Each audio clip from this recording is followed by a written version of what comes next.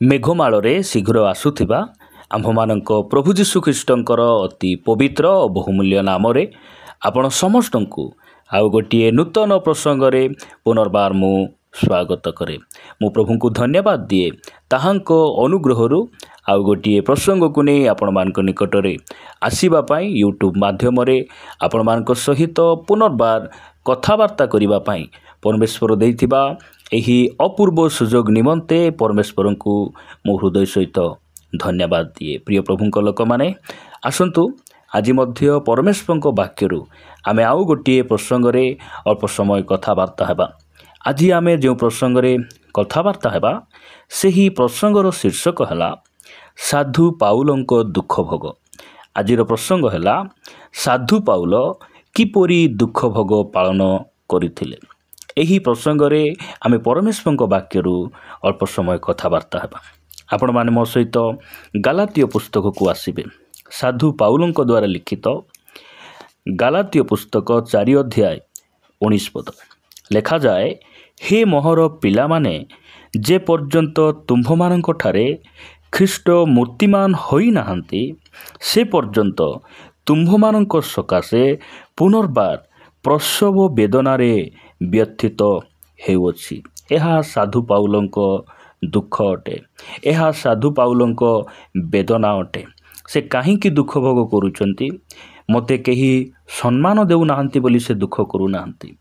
ମୋତେ ପାଳକ ବୋଲି କିଏ କହୁନାହାନ୍ତି, ମୋତେ ପାଷ୍ଟର ବୋଲି କିଏ ଡାକୁନାହାନ୍ତି, ସେଥିପାଇଁ ସେ ଦୁଃଖ କରୁନାହାନ୍ତି। ମୁଁ ବାକ୍ୟ କହିଲା ବେଳେ କେହି ତାଳି ମାରୁନାହାନ୍ତି, କେହି ପ୍ରଶଂସା କରୁନାହାନ୍ତି, ସେଥିପାଇଁ ସେ ଦୁଃଖ କରୁନାହାନ୍ତି। ମୋତେ କେହି ଦାନ ଦେଉନାହାନ୍ତି, ସମ୍ମାନ ଦେଉନାହାନ୍ତି, ମୋତେ କେହି କଥା ହେଉନାହାନ୍ତି, ମୋତେ କିଏ ଫୋନ୍ ଯୋଗେ ସମ୍ପର୍କ ରଖୁନାହାନ୍ତି, ଏହି କଥା ଭାବି ସେ ଦୁଃଖ ଭୋଗ କରୁନାହାନ୍ତି। ସେ କାହିଁକି ଦୁଃଖ ଭୋଗ କରୁଛନ୍ତି? ଯେଉଁ ସମୟରେ ସେ ଗାଲାତୀୟ ମଣ୍ଡଳୀର ବିଶ୍ୱାସୀମାନଙ୍କୁ ଦେଖୁଛନ୍ତି ଯେ ସେମାନଙ୍କ ଜୀବନରେ ଖ୍ରୀଷ୍ଟ ନାହାନ୍ତି, ତାହାଙ୍କଠାରେ ଖ୍ରୀଷ୍ଟଙ୍କର ସ୍ୱଭାବ ନାହିଁ, ସେହି ନୂତନ ନିୟମର ଆଚରଣ ସ୍ୱଭାବ ତାଙ୍କ ଭିତରେ ସେ ଦେଖି ନ ପାରି ସେ ଦୁଃଖ କରୁଛନ୍ତି। ପ୍ରଭୁଙ୍କ ନାମର ଗୌରବ ହେଉ। ପ୍ରିୟ ମଣ୍ଡଳୀ, ଆମେ ଜାଣୁ ଏହି ଦିନମାନଙ୍କରେ ଆମ ଖ୍ରୀଷ୍ଟିଆନ ସମାଜରେ ଅନେକ ଭାଇ ଭଉଣୀମାନେ ସେମାନେ ଦୁଃଖ ଭୋଗକୁ ପାଳନ କରୁଛନ୍ତି ଏବଂ ଏହି ଦୁଃଖ ଭୋଗ ସମୟରେ ସେମାନେ ପାପଠାରୁ ପୃଥକ ରୁହନ୍ତି। ଅନେକ ଆମିଷ ଖାଆନ୍ତି ନାହିଁ ଏବଂ ମସ୍ତକରେ ସେମାନେ ତୈଳ ମଧ୍ୟ ଲଗାନ୍ତି ନାହିଁ ଏବଂ ଖ୍ରୀଷ୍ଟଙ୍କର ସେହି କ୍ରୁଶର ଦୁଃଖ ବେଦନାକୁ ସେମାନେ ମନେ ପକାଇ ସେମାନେ ଉପବାସ କରନ୍ତି, ପ୍ରଭୁଙ୍କ ନିକଟରେ ଆଣ୍ଠାନ୍ତି, ଆରାଧନା କରନ୍ତି। ଆଉ ଏହିସବୁ କରିବା କୌଣସି ପ୍ରକାର ମନ୍ଦ ନୁହେଁ, ବହୁତ ଭଲ ବିଷୟ ଅଟେ। କିନ୍ତୁ ଦୁଃଖ ଭୋଗ ସରିଲା ପରେ ଯଦି ପୁନର୍ବାର ଆମେ ପାପକୁ ଫେରିଯିବା, ପୁନର୍ବାର ଆମେ ପୁରାତନ ସ୍ୱଭାବକୁ ଫେରିଯିବା, ଏହା ପ୍ରଭୁଙ୍କର ବିରୋଧୀଜନକ କାର୍ଯ୍ୟ ଅଟେ। ଏହା ପ୍ରଭୁଙ୍କ ବାକ୍ୟର ବିରୋଧର କାର୍ଯ୍ୟ ଅଟେ। ପ୍ରଭୁ ଆମମାନଙ୍କୁ ଅନୁଗ୍ରହ କରନ୍ତୁ।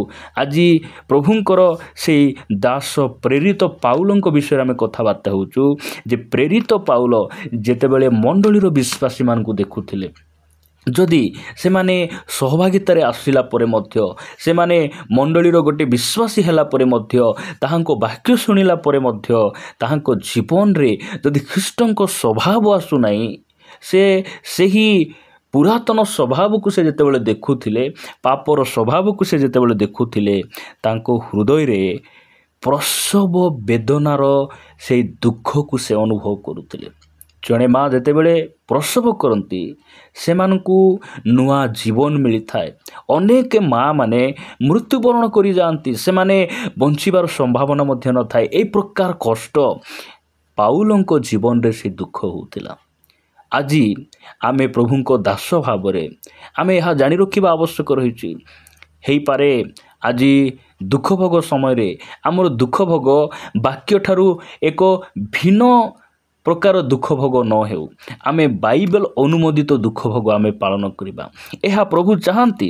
ସାଧୁ ପାଉଲ ସେ ଗାଲାତୀୟ ମଣ୍ଡଳୀର ବିଶ୍ୱାସୀମାନଙ୍କୁ ଦେଖୁଥିଲେ ଆଉ ତାଙ୍କ ମନରେ ଦୁଃଖ ହେଉଥିଲା। କ'ଣ ପାଇଁ ଦୁଃଖ ହେଉଥିଲା? ସେମାନଙ୍କ ଘର ନାହିଁ, ଗାଡ଼ି ନାହିଁ, ପୋଷାକ ନାହିଁ, ଖାଇବା ପାଇଁ ନାହିଁ। ଏସବୁ ବିଷୟରେ ଯେତେ ସେ ଚିନ୍ତିତ ହେଉନଥିଲେ, ତାହାଠାରୁ ସବୁଠାରୁ ବଡ଼ ବିଷୟ ହେଲା ଯେ ସେମାନେ ଖ୍ରୀଷ୍ଟଙ୍କର ସେ ଆଚରଣ ତାଙ୍କଠାରେ ଦେଖାଯାଉନଥିଲା। ସେଥିପାଇଁ ସେ କ'ଣ କରୁଥିଲେ? ଦୁଃଖ ଭୋଗ କରୁଥିଲେ। ଯଦି ଆପଣମାନେ ମୋ ସହିତ ଫିଲିପିଓ ପୁସ୍ତକକୁ ଆସିବେ। ଫିଲିପିଓ ପୁସ୍ତକ 3 ଅଧ୍ୟାୟ 18 ଆଉ 19 ପଦରେ ଲେଖାଯାଉଛି, କାରଣ ଏପରି ଅନେକ ଅଛନ୍ତି, ଫିଲିପିଓ ମଣ୍ଡଳୀରେ ମଧ୍ୟ ଅନେକ ଥିଲେ, ଜଣେ ନୁହେଁ, 2 ଜଣ ନୁହେଁ, ଅନେକ ଥିଲେ। ସେମାନେ ଦୁଃଖ ଭୋଗ ପାଳନ କରୁଥିଲେ, ବାକ୍ୟ ଶୁଣୁଥିଲେ, ଦାନ ଦେଉଥିଲେ, ଆରାଧନାକୁ ଯାଉଥିଲେ, ମାତ୍ର ସେମାନେ କ୍ରୁଶର ଶତ୍ରୁ ଥିଲେ ବୋଲି ସେ ତଳକୁ ଲେଖୁଛନ୍ତି। ଅନେକ ଅଛନ୍ତି ଯେଉଁମାନଙ୍କର ଆଚରଣ ବିଷୟରେ ମୁଁ ତୁମ୍ଭମାନଙ୍କୁ ଥରକୁ ଥର କହିଅଛି, ଆଉ ବର୍ତ୍ତମାନ କାନ୍ଦି କାନ୍ଦି କହୁଅଛି। ଦେଖନ୍ତୁ, ପାଉଲଙ୍କ ଜୀବନରେ ତାଙ୍କର ଯେଉଁ ମନରେ ଏହି ଦୁଃଖକୁ ସେ କ'ଣ କରୁଛନ୍ତି, ଭୁଲି ପାରୁନାହାନ୍ତି। ସେ ପ୍ରସବ ବେଦନାରେ ସେ ବ୍ୟଥିତ ହୋଇ ସେ କାନ୍ଦି କାନ୍ଦି ଫିଲିପିଓ ମଣ୍ଡଳୀ ନିକଟରେ ମଧ୍ୟ ସେ କ'ଣ କରୁଛନ୍ତି, ପତ୍ର ଲେଖୁଛନ୍ତି। ଦୁଃଖର ସହିତ ସେ କାରାଗାରରେ ରହି ଏ ପତ୍ରକୁ ଲେଖୁଛନ୍ତି ଆଉ କହୁଛନ୍ତି ଯେ ସେମାନେ ଖ୍ରୀଷ୍ଟଙ୍କର ଶତ୍ରୁ। କାହିଁକି ଖ୍ରୀଷ୍ଟଙ୍କର ଶତ୍ରୁ? 19 ପଦରେ ସେ କହୁଛନ୍ତି, ସେମାନଙ୍କ ପରିଣାମ ବିନାଶ, ଉଦର ସେମାନଙ୍କ ଦେବତା, ଆଉ ସେମାନେ ଆପଣା ଆପଣା ଲଜ୍ଜାକୁ ଦର୍ପର ବିଷୟ ବୋଲି ମନେ କରନ୍ତି, ପୁଣି ପାର୍ଥିବ ବିଷୟରେ ଆସକ୍ତ ଅଟନ୍ତି। ଯେତେବେଳେ ଫିଲିପିଓ ମଣ୍ଡଳୀର ଅନେକ ଭାଇ ଭଉଣୀମାନେ, ସେମାନେ ଅନେକ ଥିଲେ, କ୍ରୁଶର ଶତ୍ରୁ ଥିଲେ। କାରଣ କ୍ରୁଶ କ'ଣ ସେମାନେ ବୁଝିପାରୁନଥିଲେ। କ୍ରୁଶରେ ହତ ସେଇ ଯୀଶୁଖ୍ରୀଷ୍ଟ କାହିଁକି ମୃତ୍ୟୁଭୋଗ କଲେ, ଖ୍ରୀଷ୍ଟଙ୍କ ମୃତ୍ୟୁର ପ୍ରକୃତ ଉଦ୍ଦେଶ୍ୟ ସେମାନେ ବୁଝିପାରୁନଥିଲେ। ଉପବାସ ସେମାନଙ୍କ ଜୀବନରେ ନଥିଲା, ଖାଇବା ପିଇବା, ଉଦର ସେମାନଙ୍କ ଦେବତା। ଯୀଶୁଖ୍ରୀଷ୍ଟ ସେମାନଙ୍କର ପ୍ରଭୁ ନଥିଲେ, ସେମାନଙ୍କର ପ୍ରଭୁ ସେମାନଙ୍କ ପାଇଁ ପେଟ ଥିଲା। କାରଣ ଉପବାସ ସେମାନେ କରୁନଥିଲେ, ଖାଇବା ପିଇବାରେ ସେମାନେ ବ୍ୟସ୍ତ, ଜାଗତିକ ବିଷୟରେ ସେମାନେ ଆସକ୍ତ ଥିଲେ। ତଳକୁ ଲେଖାଯାଉଛି, ପୃଥିବୀର ଏହି ସବୁ ସମ୍ମାନ, ଟଙ୍କା, ସମ୍ପତ୍ତି, ଜଗତର ପ୍ରତ୍ୟେକ ବିଷୟ ପ୍ରତି ସେମାନେ ଆସକ୍ତ ଥିଲେ। ଆଉ ଏହିସବୁ ଦେଖି ସାଧୁ ପାଉଲ କାନ୍ଦୁଥିଲେ। ଆଜି ଆପଣ ମୁଁ କ'ଣ ପାଇଁ ଆମେ ଉପବାସ କରୁଛୁ, କାହିଁକି ଆମେ କାନ୍ଦୁଛୁ? ପ୍ରିୟ ପ୍ରଭୁଙ୍କ ଲୋକମାନେ, ଏହା ଆମେ ବୁଝିବା। ପୃଥିବୀର ନମ୍ବର 1 ପ୍ରେରିତ ଯେ ପ୍ରଭୁଙ୍କର ଅଭିଷିକ୍ତ ସେଇ ଦାସଙ୍କର ଦୁଃଖ ଭୋଗ ଦେଖନ୍ତୁ। ସେ ମଣ୍ଡଳୀ ନିମନ୍ତେ କ'ଣ କରୁଛନ୍ତି, କାନ୍ଦୁଛନ୍ତି, ସେ ଦୁଃଖ ଭୋଗ କରୁଛନ୍ତି। ଯେପରି ଖ୍ରୀଷ୍ଟଙ୍କର ସ୍ୱଭାବ ସେମାନଙ୍କ ମଧ୍ୟରେ ଆସିବ, ଯେପରି ସେମାନେ ପ୍ରଭୁଙ୍କର ଆଗମନରେ ଉଠେଇ ନିଆଯିବେ। ଆମ୍ଭେମାନେ ମଧ୍ୟ ଏହି ଦିନମାନଙ୍କରେ ଆମ୍ଭମାନଙ୍କ ଜୀବନରେ ସେହି ପ୍ରକାର ଦୁଃଖ ଭୋଗକୁ ଆମେ ପାଳନ କରିବା। ସେହି ପ୍ରକାର ଦୁଃଖ ଆମମାନଙ୍କ ଜୀବନରେ ଆସୁ, ଆତ୍ମା ନିମନ୍ତେ ଆମେ ବୋଝଗ୍ରସ୍ତ ହେବା, ଉପବାସ କରିବା। ଏହା ପରମେଶ୍ୱର ଚାହାନ୍ତି। ପ୍ରିୟ ପ୍ରଭୁଙ୍କ ଲୋକମାନେ, ମୁଁ ଆପଣମାନଙ୍କ ନିମନ୍ତେ ପରବର୍ତ୍ତୀ ବାକ୍ୟ ରଖିବା ପାଇଁ ଚାହେଁ। ଆପଣମାନେ ମୋ ସହିତ 2 କରିନ୍ଥୀୟ 12 ଅଧ୍ୟାୟକୁ ଆସିବେ। 2 କରିନ୍ଥୀୟ ସାଧୁ ପାଉଲଙ୍କ 2 କରିନ୍ଥୀୟ ପୁସ୍ତକ 12 ଅଧ୍ୟାୟ ତାର 21 ପଦ ମୁଁ ଆପଣମାନଙ୍କ ନିକଟରେ ପଢ଼ୁଅଛି। ଲେଖାଯାଏ, କାଳେ ମୁଁ ପୁନର୍ବାର ଉପସ୍ଥିତ ହେଲେ ମୋହର ଈଶ୍ୱର ତୁମ୍ଭମାନଙ୍କ ସମ୍ବନ୍ଧରେ ମୋତେ ପୁନର୍ବାର ଅବନତ କରନ୍ତି। ପୁଣି ଯେଉଁମାନେ ପୂର୍ବରେ ପାପ କରିଅଛନ୍ତି, ପାପ କରିଅଛନ୍ତି ଆଉ ଆପଣା ଆପଣା କୃତ ଅଶୁଚିତା, ବ୍ୟଭିଚାର ଓ କାମୁକତା ସକାଶେ ଅନୁତାପ କରିନାହାନ୍ତି, ଏପରି ଅନେକ ଲୋକଙ୍କ ନିମନ୍ତେ ମୁଁ ଶୋକ କରେ। ସେ କାହିଁକି ଦୁଃଖ କରୁଛନ୍ତି, ସେ କାହିଁକି ଶୋକ କରୁଛନ୍ତି? କରିନ୍ଥୀୟ ମଣ୍ଡଳୀରେ ଅନେକ ଲୋକ ଥିଲେ, ବ୍ୟଭିଚାରରେ, କାମୁକତାରେ, ଅଶୁଚିତାରେ ଜୀବନଯାପନ କରି ସୁଦ୍ଧା ସେମାନେ କ'ଣ କରୁନଥିଲେ, ଅନୁତାପ କରୁନଥିଲେ। ପାପ ସେମାନଙ୍କ ପାଇଁ ଖାମଖିଆଲି, ମିଛ ଗୋଟେ ସାଧାରଣ ବିଷୟ, ଧନଲୋଭ ସାଧାରଣ ବିଷୟ ସେମାନଙ୍କ ଜୀବନରେ ଥିଲା। ସେମାନଙ୍କ ଜୀବନରେ ପ୍ରତିମା ପୂଜା, ସେମାନଙ୍କ ଜୀବନରେ ବ୍ୟଭିଚାର, ଏହିସବୁ ବିଷୟ ସାଧାରଣ ବୋଲି ସେମାନେ ଭାବୁଥିଲେ। ଆଉ ଏହିସବୁ ବିଷୟ ନିମନ୍ତେ ସେ କ'ଣ କରୁଥିଲେ, ଶୋକ କରୁଥିଲେ। ପାପ କଲେ ବୋଲି ସେ ଯେତିକି ଶୋକ କଲେ, ସେମାନଙ୍କ ଜୀବନରେ ଅନୁତାପ ମଧ୍ୟ ଆସିଲା ନାହିଁ। ମିଛ କହିଦେଇ ସେମାନେ କିଛି ଖାତିର ମଧ୍ୟ କରୁନାହାନ୍ତି। ତାଙ୍କ ଜୀବନରେ ଏହା ସାଧାରଣ ବିଷୟ ପରି ଲାଗୁଛି। ଏହିସବୁ ବିଷୟ ଯେତେବେଳେ ଦେଖୁଥିଲେ, ସେ ମନରେ ଦୁଃଖ କରୁଥିଲେ। ପ୍ରଭୁ ଆମମାନଙ୍କୁ ଅନୁଗ୍ରହ କରନ୍ତୁ। ଆମ ମଣ୍ଡଳୀରେ ଏହି ପ୍ରକାର ଭାଇ ଭଉଣୀମାନେ ନ ରୁହନ୍ତୁ, ଯେ କି ପାପ କରି କିଛି ଭୁଲ କରିନାହିଁ ବୋଲି ଭାବିଲା ଭଳି ବିଶ୍ୱାସୀ ଭାଇ ଭଉଣୀମାନେ ପ୍ରଭୁ ଆମ ମଣ୍ଡଳୀରେ ନ ଦିଅନ୍ତୁ। ଆମେ ପ୍ରାର୍ଥନା କରିବା। ସମସ୍ତଙ୍କ ଜୀବନରେ ଭୁଲ ହୁଏ, ପାପ ହୁଏ, ମାତ୍ର ଅନୁତାପ କରି ପ୍ରଭୁଙ୍କ ଗୋଡ଼ ଧରି କ୍ଷମା ମାଗି ସମର୍ପଣ ହୋଇ ପୁନର୍ବାର ଆହୁରି ପାପ ପ୍ରତି ନ ଫେରିବା, ଏହି ପ୍ରକାର ମନୋଭାବ ଧାରଣ କରିବା ବିଶ୍ୱାସୀ ଭାଇ ଭଉଣୀଗୁଡ଼ିକ ମଣ୍ଡଳୀରେ ଯେପରି ଥିବେ। ଏଥିପାଇଁ ଜଣେ ଦାସ ଭାବରେ, ଜଣେ ପାଳକ ଭାବରେ ଆମେ ଦୁଃଖ ଭୋଗ କରିବା ଆବଶ୍ୟକ ରହିଛି। ପ୍ରଭୁ ଆମମାନଙ୍କୁ ଅନୁଗ୍ରହ କରନ୍ତୁ। ସାଧୁ ପାଉଲ ସେ ଦୁଃଖରେ ଭାଙ୍ଗି ପଡ଼ୁଥିଲେ। ଦୁଃଖରେ ସେ କ'ଣ କରୁଥିଲେ? ତାଙ୍କ ହୃଦୟ ତରଳି ଯାଉଥିଲା। ସେ ବେଦନାଗ୍ରସ୍ତ ହେଉଥିଲେ। କେତେବେଳେ ବିଶ୍ୱାସୀମାନେ ପାପ କରି ମଧ୍ୟ ସେମାନେ କ'ଣ ହେଉଥିଲେ?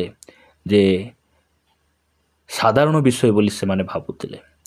ପ୍ରଭୁ ଯୀଶୁଖ୍ରୀଷ୍ଟଙ୍କୁ ଯେତେବେଳେ କ୍ରୁଶରେ ଚଢ଼ାଗଲା, ସେହି ସମୟରେ ତାଙ୍କର ବାମ ପଟେ ଏବଂ ଡାହାଣ ପଟେ ଦୁଇଟି ଚୋରକୁ ମଧ୍ୟ ଚଢ଼ାଗଲା। ଜଣେ ଚୋର, ଜଣେ ଡକାୟତ ନିଜର ଭୁଲକୁ ସେ ମାନୁଛନ୍ତି, କିନ୍ତୁ ଆଉ ଜଣେ ପାପ କରି ଦଣ୍ଡ ଭୋଗି ମଧ୍ୟ ସେ କିଛି ଖାତିରି କରୁନାହାନ୍ତି। ସେ ଯୀଶୁଙ୍କୁ ସେ କ'ଣ କରୁଛନ୍ତି? ସେ ଅଭିଯୋଗ କରୁଛନ୍ତି। ଯୀଶୁଙ୍କୁ ସେ ଦୋଷାରୋପ କରୁଛନ୍ତି। ପ୍ରଭୁ ଆମମାନଙ୍କୁ ଅନୁଗ୍ରହ କରନ୍ତୁ। ଯେଉଁ ଚୋର ନିଜର ଭୁଲକୁ ମାନିନେଲା, ଯେଉଁ ଚୋର ନିଜର ପାପକୁ ସ୍ୱୀକାର କଲା, ସେ ଯୀଶୁଙ୍କ ସହିତ ସେହିଦିନ ସେ ରକ୍ଷା ପାଇଗଲା, ଉଦ୍ଧାର ପାଇଗଲେ ଏବଂ ସେ ପାରାଦୀସକୁ ଖ୍ରୀଷ୍ଟଙ୍କ ସହିତ ସେ ପଳାଇଗଲେ। ପ୍ରିୟ ପ୍ରଭୁଙ୍କ ଲୋକମାନେ, ଆମ ମଣ୍ଡଳୀରେ ଅନୁତାପ କରିବା ଭାଇ ଭଉଣୀ ଆମେ ରହିବାର ଆବଶ୍ୟକ ରହିଛି। ଆପଣମାନଙ୍କ ନିକଟରେ ମୁଁ ଆଉ ଏକ ବାକ୍ୟ ପଢ଼ିବା ପାଇଁ ଚାହେଁ। ଆପଣମାନେ ମୋ ସହିତ ପଢ଼ିବେ। ରୋମିଓ ପୁସ୍ତକ 9 ଅଧ୍ୟାୟ 1 ପଦ ଲେଖାଯାଏ, ମୋହର ହୃଦୟରେ ଯେ ଗଭୀର ଦୁଃଖ ଓ ନିରନ୍ତର ବେଦନା ହେଉଅଛି। ଏହିସବୁ ବିଷୟ ନିମନ୍ତେ ସାଧୁ ପାଉଲ ସେ ନିରନ୍ତର ବେଦନା ସେ ସହୁଥିଲେ। ତାଙ୍କ ହୃଦୟରେ, ଜୀବନରେ, ମନରେ ଦୁଃଖ ହେଉଥିଲା। କେତେବେଳେ? ବିଶ୍ୱାସୀମାନଙ୍କର ଜୀବନକୁ ଦେଖି। ଯେଉଁ ସମୟରେ ଖ୍ରୀଷ୍ଟଙ୍କର ସ୍ୱଭାବ ବିଶ୍ୱାସୀମାନଙ୍କ ଠାରେ ସେ ଦେଖିପାରୁନଥିଲେ, ସେହି ସମୟରେ ସେ କ'ଣ କରୁଥିଲେ? ଦୁଃଖ କରୁଥିଲେ। ପରମେଶ୍ୱର ଆମମାନଙ୍କୁ ଅନୁଗ୍ରହ କରନ୍ତୁ। ଆପଣମାନେ ମୋ ସହିତ ପଢ଼ିବେ ପ୍ରଭୁ ଯୀଶୁଖ୍ରୀଷ୍ଟ କି ପ୍ରକାର ଦୁଃଖ ଭୋଗ କରିବା କଥା ସେ ଆମ୍ଭମାନଙ୍କୁ କହିଛନ୍ତି। ଆପଣ ପଢ଼ିବେ ଲୁକ ଲିଖିତ ସୁସମାଚାର 23 ଅଧ୍ୟାୟ 28 ପଦରେ ଲେଖାଯାଏ, କିନ୍ତୁ ଯୀଶୁ ସେମାନଙ୍କ ଆଡ଼କୁ ବୁଲି ପଡ଼ି କହିଲେ, ଜେରୁସାଲେମର କନ୍ୟାମାନେ ମୋ ନିମନ୍ତେ ରୋଦନ କର ନାହିଁ, ବରଂ ଆପଣା ଆପଣା ନିମନ୍ତେ ଓ ଆପଣା ଆପଣା ସନ୍ତାନମାନଙ୍କ ନିମନ୍ତେ ରୋଦନ କର। ପ୍ରଭୁ ଆମମାନଙ୍କୁ ଅନୁଗ୍ରହ କରନ୍ତୁ। ସେ ସ୍ପଷ୍ଟ ଭାବରେ ଏ କଥା ଆମମାନଙ୍କୁ ଲେଖି ଦେଇଛନ୍ତି ଯେ ମୋ ନିମନ୍ତେ ତୁମେ ରୋଦନ କର ନାହିଁ। ଆଜି ଖ୍ରୀଷ୍ଟଙ୍କ ନିମନ୍ତେ ଲୋକମାନେ ରୋଦନ କରୁଛନ୍ତି। ଆଜି ସେ କ୍ରୁଶରେ ନାହାନ୍ତି କିମ୍ବା ସେ କବରରେ ନାହାନ୍ତି, ସେ ଉଠି ଅଛନ୍ତି। ଆମେ କେମିତି ଦୁଃଖ ଭୋଗ କରିବା କଥା ପ୍ରଭୁ ଯୀଶୁଖ୍ରୀଷ୍ଟ ଆମ୍ଭମାନଙ୍କୁ ତାଙ୍କ ବାକ୍ୟରେ ସେ ଲେଖି ଦେଇଛନ୍ତି। ସେ କହୁଛନ୍ତି, ମୋ ନିମନ୍ତେ ରୋଦନ କର ନାହିଁ, ତୁମ୍ଭେ ଆପଣା ଆପଣା ନିମନ୍ତେ ରୋଦନ କର ଏବଂ ଆପଣା ଆପଣା ସନ୍ତାନମାନଙ୍କ ନିମନ୍ତେ ତୁମେ ରୋଦନ କର। ନିଜର ପରିତ୍ରାଣ ପାଇଁ ଆମ ଜୀବନକୁ ଆମେ ସମୀକ୍ଷା କରିବା। ଆଜି ମୁଁ ପବିତ୍ର ଜୀବନଯାପନ କରୁଛି କି? ଯଦି ନାହିଁ, ଆମେ ଉପବାସ କରିବା ଆବଶ୍ୟକ ରହିଛି, କାନ୍ଦିବାର ଆବଶ୍ୟକ ରହିଛି। ପ୍ରଭୁଙ୍କଠାରେ ଅନୁତାପ କରି ତାଙ୍କ ଗୋଡ଼ ଧରି ତାଙ୍କର ପ୍ରଶଂସା କରି ତାଙ୍କ ନିକଟତର ଆମେ ହେବାର ଆବଶ୍ୟକ ରହିଛି। ଆମ ପୁଅ ଝିଅମାନଙ୍କୁ ଆମେ ଦେଖିବା ଆବଶ୍ୟକ ରହିଛି ଯେ ମୋର ପୁଅ ଝିଅ ପରିତ୍ରାଣ ପାଇଲେ କି?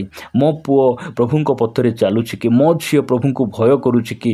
ଆଜି ଆମ ମଣ୍ଡଳୀର ପ୍ରତ୍ୟେକ ବିଶ୍ୱାସୀ ଭାଇ ଭଉଣୀମାନଙ୍କ ନିମନ୍ତେ ଆମେ ପ୍ରଭୁଙ୍କ ନିକଟରେ ରୋଦନ କରିବା, ଆଣ୍ଠେଇବା ଯେ ଆଜି ମୋ ମଣ୍ଡଳୀର ଭାଇ ଭଉଣୀମାନେ କେତେ ବିଶ୍ୱସ୍ତ, କେତେ ଆତ୍ମିକ, ଏହା ଆମେ ନିରୀକ୍ଷଣ କରି ଆମେ ସେମାନଙ୍କ ନିମନ୍ତେ ଆମେ ଦୁଃଖ ଭୋଗ କରିବା ଆବଶ୍ୟକ ରହିଛି। ଏହା ପ୍ରଭୁଙ୍କ ବାକ୍ୟ ଆମମାନଙ୍କୁ କହେ। ପ୍ରଭୁ ଏହି ବାକ୍ୟ ଦେଇ ଆମ ସମସ୍ତଙ୍କୁ ପ୍ରଚୁର ଭାବରେ ଆଶୀର୍ବାଦ କରନ୍ତୁ। ଆସନ୍ତୁ ପଦେ ପ୍ରାର୍ଥନା କରିବା। ପ୍ରେମିକ ସ୍ୱର୍ଗୀୟ ପିତା, ମୁଁ ତୁମକୁ ଧନ୍ୟବାଦ ଦିଏ, ଗୌରବ କରେ ତୁମ ବାକ୍ୟ ଦ୍ୱାରା ଆମମାନଙ୍କୁ କଥା ହେଇଛ। ବାପା, ବାସ୍ତବ ଦୁଃଖ ଭୋଗ ବିଷୟରେ ତୁମେ ଆଜି ଆମମାନଙ୍କୁ କଥା ହେଲ। ତୁମ ନାମର ଗୌରବ ହେଉ। ବାପା, ଆମେ ଆମ ମଣ୍ଡଳୀ ନିମନ୍ତେ ପ୍ରଭୁ ବୋଝଗ୍ରସ୍ତ ହେବୁ। ନିଜର ପରିତ୍ରାଣ ନିମନ୍ତେ, ଆମ ସନ୍ତାନ ସନ୍ତତିମାନଙ୍କ ନିମନ୍ତେ ଆମେ ଉପବାସ କରିବୁ, ଦୁଃଖ ଭୋଗ କରିବୁ, ତୁମ ନିକଟରେ ଆଣ୍ଠେଇବୁ ଏବଂ ପ୍ରଭୁ ଅନେକ ଆତ୍ମାକୁ ଆମେ ଲାଭ କରି ତୁମ ରାଜ୍ୟ ନିମନ୍ତେ ଆମେ ପ୍ରଭୁ ସେବା କରିବୁ ଏବଂ ତୁମକୁ ଆମେ ମେଘମାଳରେ ସାକ୍ଷାତ କରିବା ପାଇଁ ତୁମେ ଆମମାନଙ୍କୁ ଅନୁଗ୍ରହ ଦିଅ। ପ୍ରାର୍ଥନା ପ୍ରିୟ ପ୍ରଭୁ ଯୀଶୁଙ୍କ ନାମରେ ମାଗୁଅଛି। ଆମେନ୍, ଆମେନ୍। ପ୍ରଭୁଙ୍କ ନାମର ଗୌରବ ହେଉ। ପ୍ରଭୁ ଆମ ସମସ୍ତଙ୍କୁ ଆଶୀର୍ବାଦ କରନ୍ତୁ। ପରମେଶ୍ୱରଙ୍କ ଇଚ୍ଛା ହେଲେ ପୁନର୍ବାର ଆମେ ଆଉ ଗୋଟିଏ ପ୍ରସଙ୍ଗରେ ପରସ୍ପର ସାକ୍ଷାତ କରିବା। ରହିବା। ନମସ୍କାର। ଗଡ୍ ବ୍ଲେସ୍ ୟୁ।